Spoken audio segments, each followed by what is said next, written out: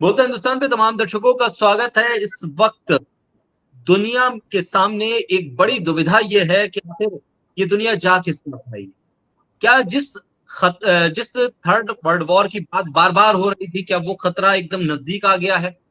क्या जंग ही इस दुनिया के सामने एक विकल्प है? क्या इजराइल इतना ताकतवर है कि वो किसी की भी परवाह किए बगैर कहीं पर भी जाकर अटैक कर सकता है? उसके पास इतनी भयंकर टेक्नोलॉजी। क्या अमेरिका, जो बार बार वहां के राष्ट्रपति कहते हैं कि मैंने एक फोन किया और ये कहा कि ट्रेड नहीं करोगे तो भारत पाकिस्तान ने सीज फायर कर दिया, वो भी इसराइल को मनाने में, ये समझाने में नाकाम हो गए? ये कई गंभीर सवाल है। हमारे साथ डॉक्टर प्रकाश केरे हैं, उनके साथ हम चर्चा करेंगे। प्रकाश जी, स्वागत है आपका। बहुत धन्यवाद।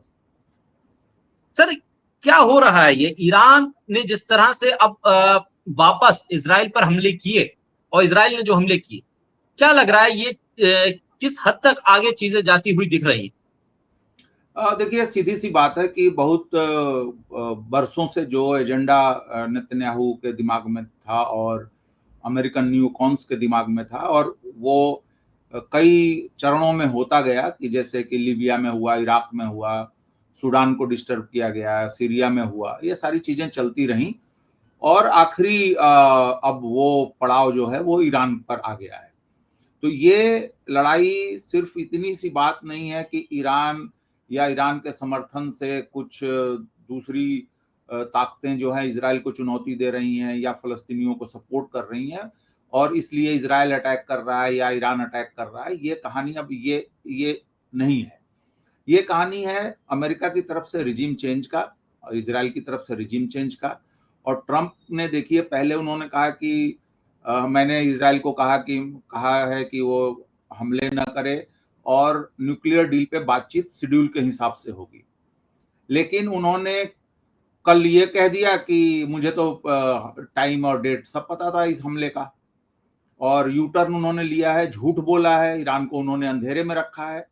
और जो ईरान की तरफ से न्यूक्लियर डील में चीफ निगोशिएटर थे, जो अमेरिकी मीडिया में जाकर उन्होंने कहा था कि ईरान डील के लिए तैयार है, उनको भी मार दिया गया कल के हमले में। तो ये है कि उनकी इच्छा है कि रिजीम चेंज हो और जैसे बाकी देश उस इलाके में उनकी मुट्ठी में है, उसी तरीके से ईरान में भी ऐसी सत्ता लाई जाए जो उनके कंट्रोल में रहे, जो किसी जमाने में हुआ करता था। और ईरान के लिए एग्जिस्टेंशियल क्राइसिस है, और जब ईरान के लिए एग्जिस्टेंशियल क्राइसिस है कि अब वो बचेगा कि नहीं बचेगा, तो अब उसके सामने और कोई दूसरा उपाय नहीं है कि वो इजराइल के लिए भी अस्तित्व का संकट खड़ा करे।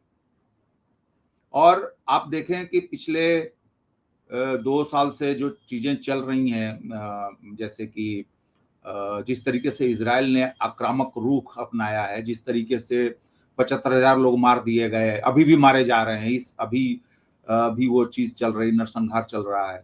उसके अलावा वेस्ट बैंक में लोगों को मारा पीटा जा रहा है, पकड़े जा रहे हैं, जेलों में भेजा जा रहा है। अल अक्सा मस्जिद को बंद कर दिया गया है। तो वो किसी भी हद तक जा सकते हैं। दूसरा रूप हमने देखा कि उन्होंने हिजबुल्लाह, हमास के लीडरशिप को उन्होंने टारगेट किया। अभी कल हमने देखा कि उन्होंने इरानियन मिलिट्री लीडरशिप और साइंस लीडरशिप को टारगेट किया। वो किसी भी हद तक जाने के लिए तैयार हैं। और कल को अब तो ये भी सवाल उठने लगे हैं कि ईरान के प्रेसिडेंट रईसी की और उनके विदेश मंत्री की जो मौत हुई हेलीकॉप्टर दुर्घटना में, वो भी क्या किसी बड़े प्लॉट का हिस्सा तो नहीं थी।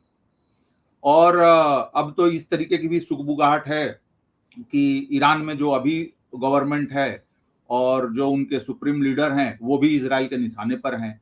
तो अब ऐसी स्थिति में ईरान को इजराइल के सामने बहुत ताकतवर डिटरेंट करना पड़ेगा। जैसे कल कल आज जो हमले हुए वो एक उस तरफ जाता हुआ दिख रहा है मामला। लेकिन ईरान के पास अब बहुत बड़े हमले करने के अलावा कोई चारा नहीं बचा है। अगर वो अभी वो किसी तरीके का मैनेज कर लेते हैं, कोई डील हो जाती है, कोई सीज फायर हो जाता है, तो फिर वो कहानी फिर अब हम लोग कुछ महीने के बाद, कुछ साल के बाद, अगले साल देखेंगे। तो और धीरे धीरे जो लगातार हमले हो रहे हैं इजराइल की तरफ से, और अगर ईरान उसका माकूल जवाब नहीं देगा तो ईरान की मिलिट्री कैपेबिलिटी घटती जाएगी, उसके पास उसके सीनियर लीडर्स की कमी होती जाएगी, सिविलियंस डेथ्स बढ़ेंगे तो देश में डिप्रेशन आएगा, देश में जो है हताशा बढ़ेगी, और वैसी स्थिति में रिजीम चेंज आसानी से हो सकता है। तो अगर अब ईरान के सामने यही है कि या तो उनको बचना है तो वो बहुत आक्रामक हों इजराइल की तरह और डिटरेंट बढ़ाएं। ऑलरेडी ईरान के अंदर उनके सांसद और बहुत सारे और लोग ओपनली टेलीविजन पे आके और सोशल मीडिया पे कहने लगे हैं कि सुप्रीम लीडर अली खामनेई को जो है ईरान के न्यूक्लियर डॉक्ट्रिन में बदलाव करना चाहिए और ये बम बनाने की तरफ तुरंत बढ़ना चाहिए जितनी जल्दी हो।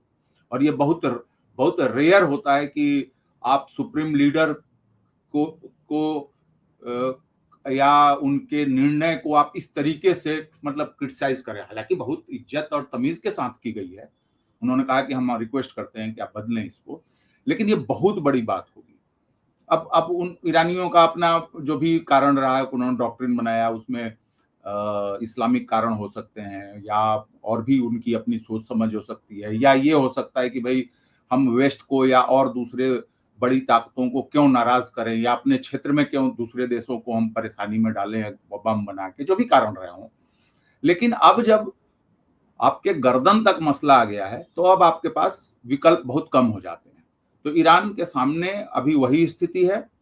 और लेकिन अब जब ईरान अगर उस दिशा में आगे बढ़ेगा जिसका एक नमूना हमने आज देखा है, तो इजराइल के लिए भी संकट की स्थिति होगी। और इजराइल की जो कोशिश रही है बरसों से कि वो कोशिश क्या रही है, कामयाब कोशिशें रही कि वो हर लड़ाई में, मिडिल ईस्ट के हर पेंच में वो अमेरिका को घसीट लाता है, तो अमेरिका उसके बदले में लड़ाई लड़ता है, उसके बदले में नेटो के और देश लड़ाई लड़ते हैं, फ्रांस, ब्रिटेन, जर्मनी। तो मुझे लगता है कि अब स्थिति उस तरफ भी जा रही है और अमेरिका की तरफ से ऑलरेडी इस तरीके के इंडिकेशंस आने लगे हैं कि अमेरिका इसमें इंटरवेन करेगा। और इसमें कनाडा के प्राइम मिनिस्टर का बयान आ चुका है, ब्रिटिश लीडरशिप का बयान आ चुका है, फ्रांस के प्रेसिडेंट का बयान आ चुका है, यूरोपियन यूनियन के चीफ का बयान आ चुका है। तो मैं समझ रहा हूं कि निश्चित रूप से बहुत बड़ी लड़ाई की तरफ कहानी बढ़ रही है।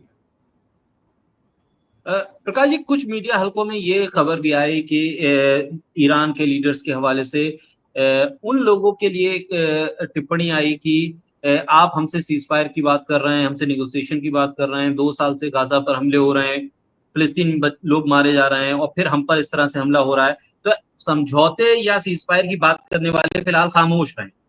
इस तरह की रिपोर्ट्स भी आ रही हैं। तो क्या इस तरह का बयान एग्रेशन दिखा रहा है, ये ईरान का ये बता रहा है कि ईरान भी समझ रहा है, जिस तरफ आप इशारा कर रहे हैं कि ईरान भी समझ रहा है कि उसके पास अब कोई विकल्प नहीं है, वो नेगोशिएशन के टेबल पर जाने से खुद को रोक रहा है, और वो जो हमले हो रहे हैं, जिस तरह के हमले हुए, जिस तरह की तस्वीरें आई, शायद इजराइल को भी शायद एक बार को इजराइल ने भी सोचा होगा कि ईरान इस तरह से हमले कर पाएगा। तो क्या जिस बात का जिक्र आप कर रहे हैं कि हम एक बड़े जंग की तरफ बढ़ते हुए दिख रहे हैं, उसका खतरा अब दिख रहा है, जबकि हमारे पास अभी यूक्रेन का एक मुहाना खुला हुआ है, गाजा के हालात अभी संभल नहीं रहे हैं, तो उसमें ये एक नया मोर्चा अगर खुलता है तो दुनिया का सिनेरियो किस तरफ बढ़ता हुआ दिख रहा है, किस तरह से चीजें स्टेबल होती हुई दिख रही हैं? देखिए, ईरान को तो बहुत लंबे समय से ईरानी लीडरशिप को पता है कि वो उनके ऊपर बहुत तरीके के खतरे हैं, न सिर्फ इजराइल और अमेरिका से बल्कि उस इलाके के जो और दूसरे रीजनल पावर्स हैं। और आप देखें कि लंबे समय तक तो उनके रिश्ते बड़े अजीब रहे हैं, अभी भी हैं तो बहुत औपचारिक हैं। अभी देख रहे हैं कि तमाम अरब के देश जो हैं वो इजराइल की सीधे तौर पे मदद कर रहे हैं इस लड़ाई में। उनके जेट्स जो है ईरान तक पहुंच जा रहे हैं, लेकिन ईरान की मिसाइलों और ड्रोन को गिराने में वो मदद कर रहे हैं। उन्होंने अपना एयर स्पेस खुला छोड़ा हुआ है, जॉर्डन ने, सीरिया ने, सऊदी अरब ने, इजिप्ट ने। तो और अभी गाजा पर जो ग्लोबल मार्च हो रहा है, दुनिया भर से लोग जा रहे हैं, उनको लीबिया में यूएई रोक रहा है, टर्की में टर्की की सरकार रोक रही है, और इजिप्ट में इजिप्ट की सरकार उन पर लाठियां बरसा रही है। पुलिस से काम नहीं बन रहा है तो उन्होंने ठगों को किराए पे लिया है इनको अटैक करने के लिए। लोगों के पासपोर्ट छीने जा रहे हैं। तो अब वो अरब के देश किस आधार पे और किस भरोसे पे ईरानियन लीडरशिप को जाके कह सकेंगे कि आप थोड़ा सा हमले को रोकें, युद्ध की तरफ मामला ना बढ़े। मुझे याद आता है जब जनरल सुलेमानी की हत्या हुई थी बगदाद में, जबकि वो पॉलिटिकल मिशन पर थे और अमेरिका से बातचीत करके वो वहां पे बगदाद में वो इसलिए नहीं थे कि वो ईरानियन इंटरेस्ट को उनको करना था। जो ईरान के का जो इन्फ्लुएंस है इराक के ऊपर, उसको लेके पॉलिटिकल बातचीत के लिए वो गए थे वहां पे, और ये बात सबको पता थी, लेकिन वहां पे उनको ट्रेचरी से मारा गया। उसके तुरंत बाद कतर के अमीर, जबकि सीरिया को लेके ईरान से कतर के बहुत अच्छे संबंध नहीं रहे हैं, लेकिन उसके बावजूद कतर के अमीर खुद तेहरान गए और उन्होंने ईरानियन लीडरशिप से कहा कि ये मामले को हम आगे ना बढ़ाएं, इसको कोई बड़ी लड़ाई में तब्दील ना होने दें, और ईरानियों ने उनका मान रखा। आपने देखा कि पिछले साल जब घटनाएं घट रही थी, तो जॉर्डन से, जिनका ईरान के साथ 20 साल से कोई विदेश मंत्री आवाजाही नहीं हुई थी, लेकिन जॉर्डन के विदेश मंत्री तेहरान पहुंचे और उन्होंने कहा कि आप इसको मामले को आगे न बढ़ने दें, रिक्वेस्ट किया उन्होंने, और ईरानियों ने फिर उसका मान रखा। आपने फिर देखा कि सऊदी मिनिस्टर्स गए, राजकुमार वगैरह लोग गए वहां पे। तो और बीच में फिर सीरिया को, जब बशर अल असद की सरकार थी, तो अरब लीग में उसको वापिस मेंबरी दी गई सीरिया को। तो ये चीजें बन रही थी, तो एक भरोसे का माहौल बन रहा था। खुद ईरान और सीरिया के बीच में चीन की मध्यस्थता से जो है एक अच्छा माहौल बना था राष्ट्रपति रईसी के समय में। लेकिन अब जो स्थिति है, अब वो स्थिति साफ दिख रही है कि ईरान में तख्ता पलट की कोशिशों में खाड़ी देशों के नेता और दूसरे और अरब के देश और तुर्की, ये सारे लोगों की कहीं ना कहीं वो मंशा है। और मैं उसके लिए मैं कोई दोष नहीं दे रहा हूं, सबके अपने इंटरेस्ट हैं, सबके अपने स्वार्थ हैं। तुर्की का अपना स्वार्थ है, सऊदी का अपना स्वार्थ है। अगर मान लीजिए कि कल को जैसे सीरिया चला गया ईरान के कंट्रोल से, तो ये कतर और तुर्की के लिए और अमीरात और इनके लिए एक बड़ी खबर, अच्छी खबर हो गई। अगर ईरान में रिजीम चेंज होता है तो अजरबैजान और टर्की नजर लगाए हुए हैं, आर्मेनिया से कुछ और इलाका छीन लिया जाए, वो पॉसिबिलिटी हो जाएगी। लेबनान में हिजबुल्लाह का असर कम होगा तो वहां इजराइल और सऊदी अरबिया की ताकत बढ़ जाएगी। तो सबके अपने अपने हिसाब है। जॉर्डन के राजा को हमेशा डर लगा रहता है कि यहाँ पे इतने फलस्तीनी हैं, इतने सीरियाई शरणार्थी हैं, वो कल को मेरा तख्ता न पलट दें या कुछ यहाँ पे हैवोक न क्रिएट कर दें। इजिप्ट के राष्ट्रपति को पता है कि वो गल्फ के पैसे से उनका देश चल रहा है, वो बंद हो जाएगा। अमेरिका से पैसे आते हैं उनको, वो बंद हो जाएगा। इसीलिए तो आपने देखा कि जब इजराइल ने और अमेरिका ने कहा कि गाजा को खाली कराओ और जॉर्डन और इजिप्ट में शिफ्ट करो, तो ये लोग ढंग से प्रोटेस्ट भी नहीं कर पाए उसका, और वही होने जा रहा। अभी देखिए गाजा बुरी तरीके से खत्म हो चुका है, वहां पर एक भी इमारत नहीं है, एक भी फ्लैट नहीं बचा है, सारी सब मलबा है और लोग भूखे मर रहे हैं, बीमार हैं, खाना नहीं है। और अभी ये इजराइल का जो जनसंहार है वो कुछ हफ्ते और चलेगा। इसी बीच में ये लड़ाई भी आ गई, तो अब फलस्तीनी जो है वो भागेंगे वहां से और उनको फैसिलिटेट करेगा इजराइल भगाने के लिए।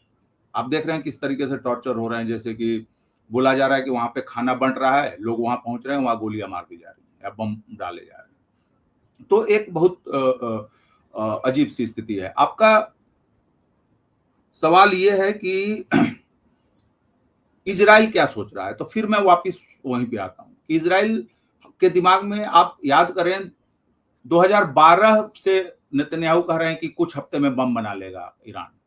आज से नहीं, कब जमाने से कह रहे हैं। ईरान, पेंटागन, अमेरिकी रक्षा विभाग के एजेंडे में 1990 के दशक से है।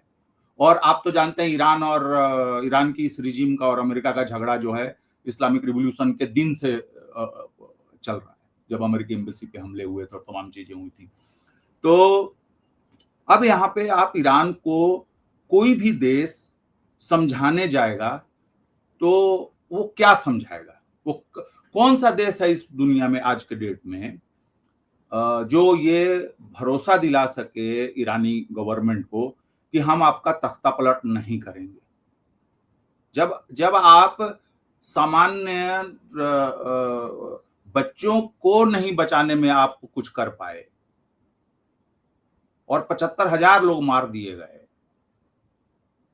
तो फिर आप ईरानियों को किस मुंह से कहेंगे? ईरानियों ने तो इस 2 साल की लड़ाई में तो बहुत सेक्रीफाइस दे दिया उन्होंने। इतनी बार ह्यूमिलिएट हुए वो इजराइल के हाथों, उनके घर में हमास के चीफ को मार दिया गया, उनके ऊपर अटैक्स हुए, हिजबुल्लाह की पूरी लीडरशिप को खत्म कर दिया गया, हूथियों पे लगातार बम बरसाए गए, जो इराक में जो कुछ मिलिशिया हैं जो प्रो ईरानी हैं उन पर अटैक्स किए गए, बशर अल असद की सरकार का पतन हुआ।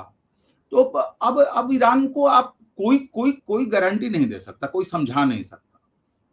अब ईरान अपने बूते पर है, अपनी औकात पर है, या तो वो लड़के तबाह हो या लड़के जीत जाए, एक डेटरेंट पैदा कर दे, या वो इजराइल और अमेरिका के सामने सरेंडर कर दे फिर।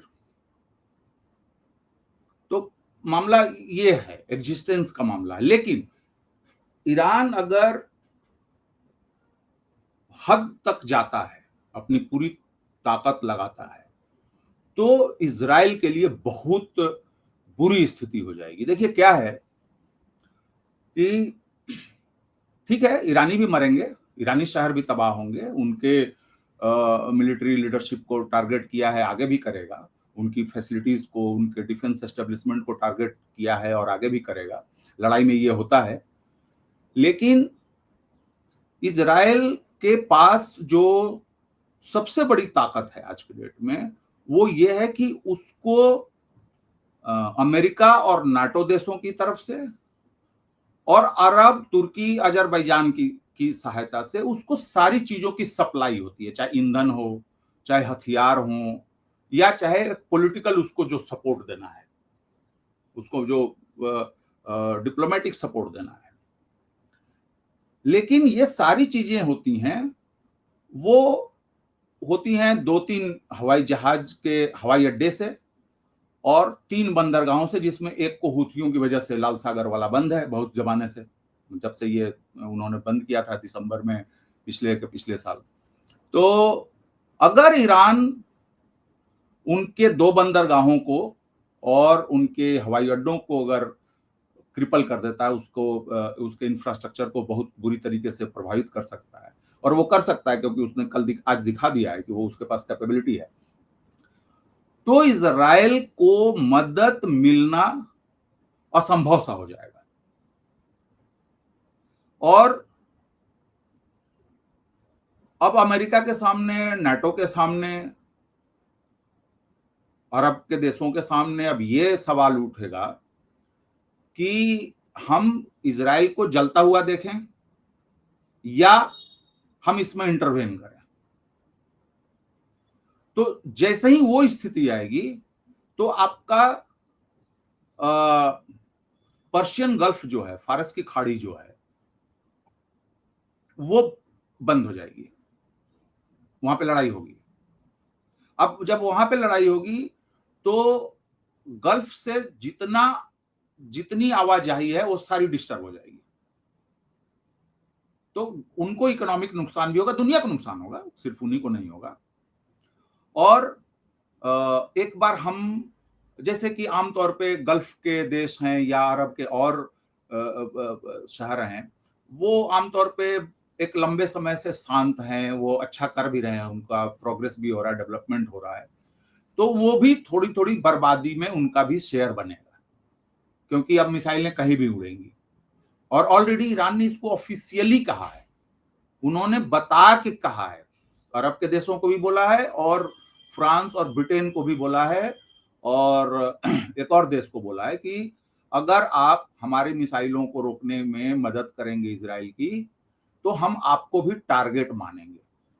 क्योंकि अगेन मैं वही कह रहा हूं कि मामला अस्तित्व की लड़ाई का है। ये नॉर्मल लड़ाई होती जैसे भारत पाकिस्तान का हुआ पिछले दिनों, ये अगर नॉर्मल सिचुएशन होती तो कहानी रह सकती थी। लेकिन अब जैसे आपने कहीं भी देखें आप कि जब तख्ता पलट की कोशिशें होती हैं, रिजीम चेंज का मसला आता है या देश पे कब्जा करने की बात आती है, तो वो लड़ाइयां बहुत भयंकर होती हैं। वो उसमें फिर कुछ भी लॉजिक और कोई तर्क, कोई ये कर लेते हैं, कोई वो ऑप्शन देख लेते हैं, वो स्थिति नहीं रह जाती और एग्जैक्टली हम उस डायरेक्शन में खड़े हैं। लेकिन मुझे उम्मीद नहीं है, लेकिन एक थोड़ा सा एक विंडो है अभी भी कि जैसे कि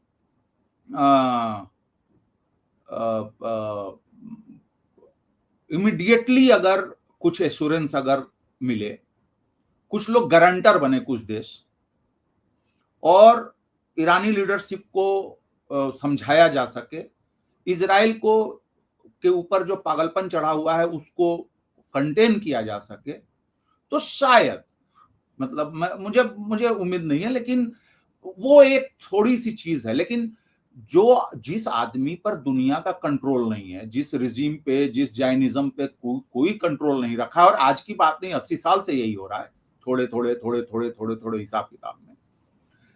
तो वैसी स्थिति में अब आपको मैं एक छोटा सा एक एग्जांपल दे देता हूं, दो उदाहरण। शाह फैसल थे सऊदी अरब के बादशाह, उन्होंने तेल की सप्लाई अमेरिका और यूरोप को बंद कर दी थी इजराइल फिलिस्तीन के इशू पे। कुछ हो गया था, कुछ मामला हुआ था, तो उन्होंने बंद कर दिया था प्रोटेस्ट में। उसी साल उनके भतीजे के हाथों उनकी हत्या करवा दी गई, सऊदी अरब के बादशाह की।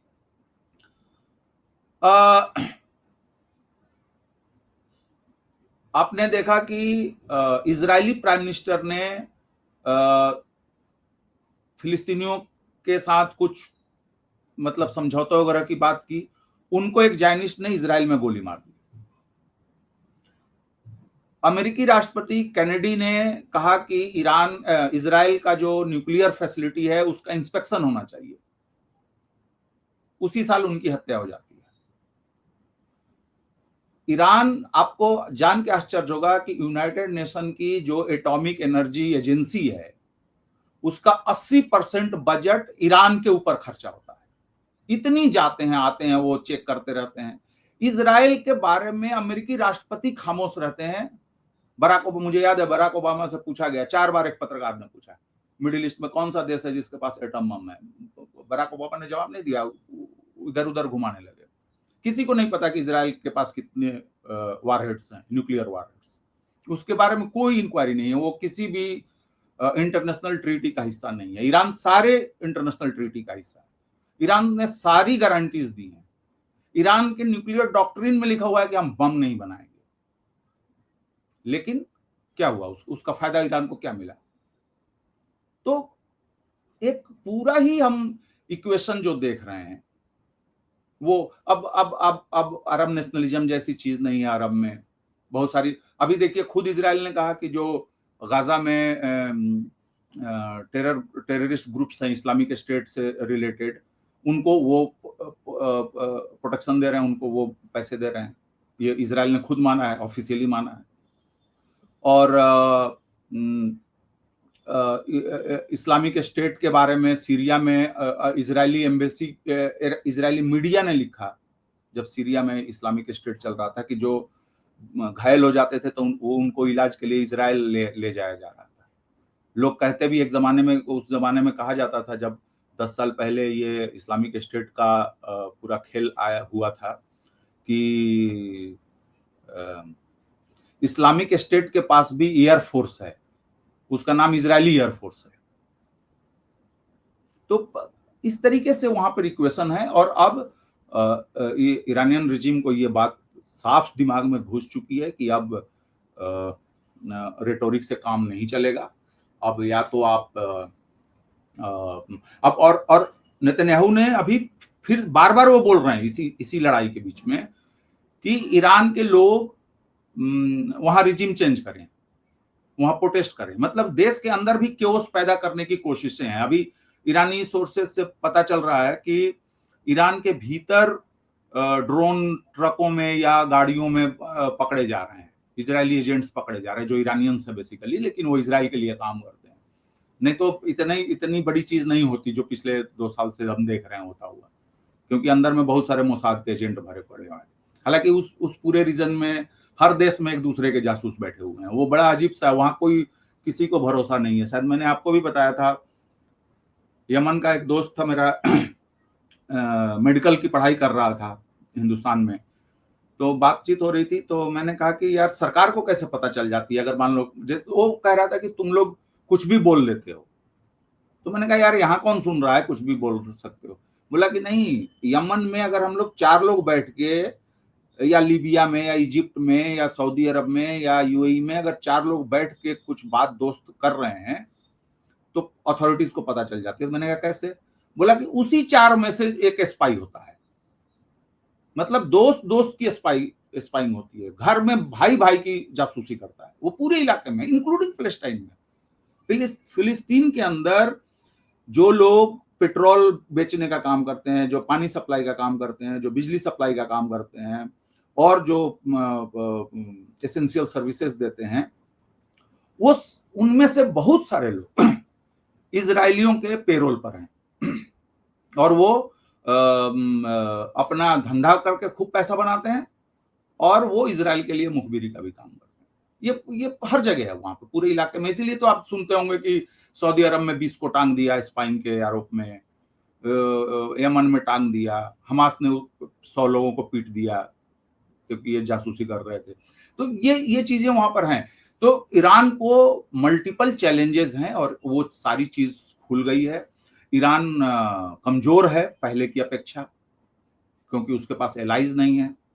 ले दे के अभी हुथियों ने कुछ अपने लेवल पे कुछ रॉकेट्स वगैरह छोड़े हैं जिससे कि थोड़ा सा मतलब, लेकिन आज हिजबुल्लाह अगर उस औकात में होता तो ये हिम्मत ही नहीं पड़ती थी। अगर सीरिया अगर इनके कंट्रोल में होता बशर अल असद के, तो आज ये सिचुएशन ही नहीं होता। और देखिए इतिहास बदलते हैं, नक्शे बदलते हैं, तो कोई वो अजूबा भी नहीं होता है, हो रहा है।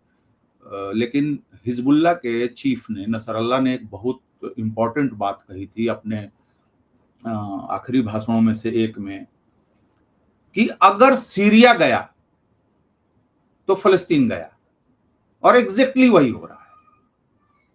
और अगर ईरान चला गया तो फिर कहानी खत्म। फिर तो कुछ, अब फिलिस्तीन फिर उसी तरीके से हो जाएगा कि कुछ छिटपुट कहीं कहीं जो है थोड़े थोड़े रेजिस्टेंस होंगे। और जैसे इजराइल, अभी जो इजराइल है सो कॉल्ड, उसके भीतर जो जिस तरीके से फिलिस्तीनी पॉपुलेशन रहती है सेकंड ग्रेड सिटीजन के रूप में, उसी तरीके से बाकी ये वेस्ट बैंक वगैरह के भी लोग उनको अभी तो एक कम से कम नाम मात्र के लिए फिलिस्तीनी अथॉरिटी के अंदर हैं। कम से कम ये एक वो है कि भाई हम इजरायली ऑक्यूपेशन में, लेकिन हम हमारा इलाका है। लेकिन आप सोचिए कि जो उनके इवन उनके जो अरबी मेंबर ऑफ पार्लियामेंट चुने जाते हैं इजराइल में, उनके साथ मिलके कोई भी पार्टी सरकार नहीं बनाती है। जो